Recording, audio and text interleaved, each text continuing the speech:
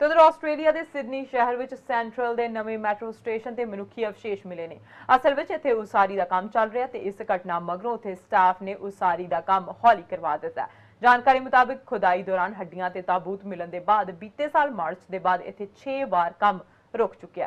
Central station की उसारी Sydney की पहले दफनाए जाने वाले मैदानों विचों एक ते हुई है, जो कि डेवनशायर स्ट्रीट सिमेट्री के नाम नाल जानिया जाता है। गवर्नर लालचंद मैकरूरी ने 1820 विच एडी एवेन्यू और एलिजाबेथ स्ट्रीट के विचकार कब्रिस्तान को सुरक्षित करने का हुक्म दिता सी। 1901 विच सेंट्रल स्टेशन को मुड़ बनाने लई साइट शुरू करने तो पहला आस्ट्रेलिया के कई वसनीकों को इत्थे दफनाया गया सी। तुहानूं दस दें कि सेंट्रल वॉक प्रोजैक्ट करीब $955 मिलियन का है।